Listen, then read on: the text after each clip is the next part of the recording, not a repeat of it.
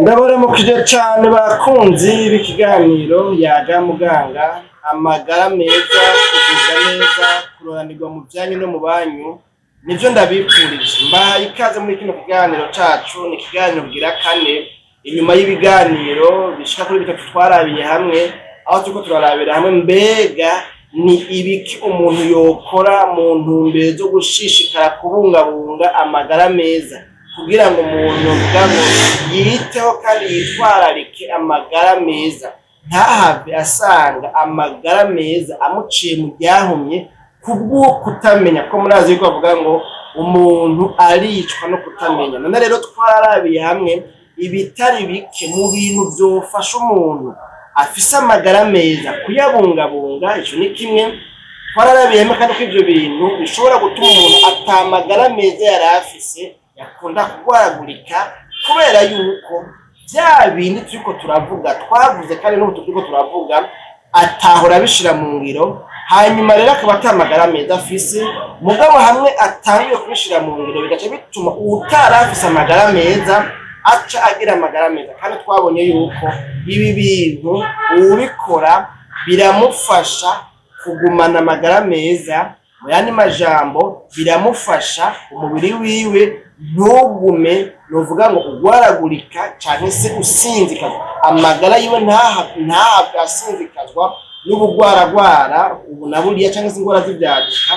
Gutyo rero bigaca bituma umuntu arambana amagara meza. Twarabonye kandi yuko abantu ba kino gihe ntitukiramba, dusigaye tuvuga ngo bajya ba sokuru na ba nyokuru ngo nibo bava ngo mw'ibumba rinoga, ngo nibo bava mw'ibumba rikomeye, ibumba rya kera ngo ryari original, ariko igihugu ngo wapi igihugu ni pirate. Ariko mugabo kandi ni kubera yuko hagiye hagwira ibibangamira amagara meza, bituma rero usanga dushobora gutakaza amagara meza umwanya uwo ari wo wose, mu gihe twaba tutarose ingene twitaho amagara yacu ngo tuyabungabunge.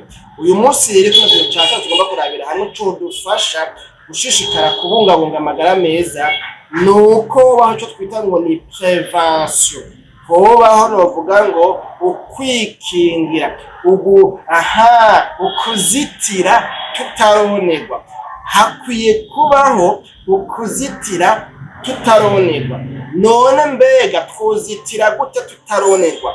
Kuzitira tutaronerwa ni hahandi umuntu novuga ngo agenda akagirisha consultation kwa muganga, atari kubera yuko arwaye, atari kubera yuko umusonga waraye uracumita, atari kubera yuko umutwe uniha, atari kubera yuko yaraye adasinziriye, ahubwo ari kubera yuko yipfuza kugira controle technique, tuvuge ya mvugo kumbure y'abafise ibikoresho, imiduga, amapikipiki, amabajaji, habaho controle technique, habaho gusuzuma umuntu akaraba ngo mbega bimeze gute, icuma canje kimeze gute, ingendeshwa yanje imeze gute, yifashe gute. Kubera iki?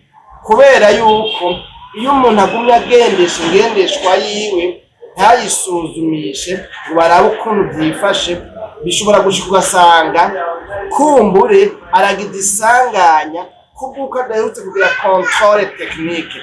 Nibaza yuko ari kimwe mu bintu ipolisi kumbure yejwe uruja n'uruza mw'ibarabara rw'ibintu n'abantu ikunda gukorerako cane, bakaraba yuko iyo ngendeshwa iherutse kugirirwa controle technique, ifise n'icemeza yuko yasuzumwe, bakabona yuko kumbure ari sawa, bidashobora gutuma abantu bagira amasanganya. Rero umuntu ngo mu ntumbero yo kuzitira ataronerwa, ngo arakwiye nawe kugira controle technique. Muri kino gihe tuvuga ngo ni controle technique, iciba controle médicale. Umuntu akwiye kugira consultation auprès d'un médecin kugira ngo arabishe kumbure n'imiburiburi ingene amagara yiwe yifashe. Ngo iyo nayo ubishoboye yoyikora buri mwaka, akagira examen general, akagira ama examen yose ashoboka akenewe abaganga babona yuko ayo ma examen yofasha umuntu kumenya son état de santé, ingene ameze, ingene amagara yiwe yifashe.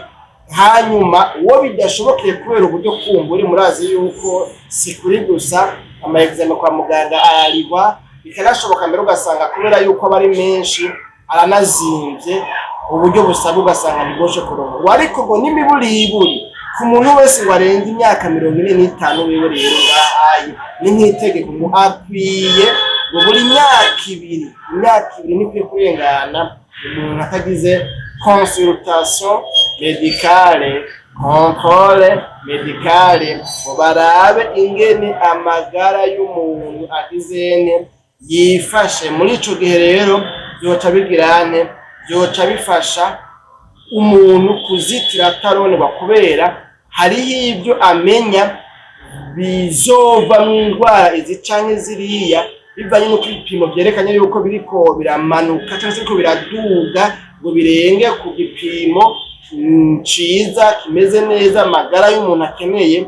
Hanyuma rero bagaca bamuha impanuro hakiri kare z'ibyo yirinda canke z'ibyo yoza arakora, gutyo bigaca bituma umuntu rero asubira kuza mu murongo mwiza ukenewe kugira ngo agire amagara meza. Murumva ariko rero prevention ni nkenerwa cyane. Abandi bavuga ngo mieux vaut prévenir que guérir, niko mu kiganga bavuga ngo byoba vyiza yuko umuntu azitira ataronerwa, byoba vyiza yuko umuntu yikingira ataragwara.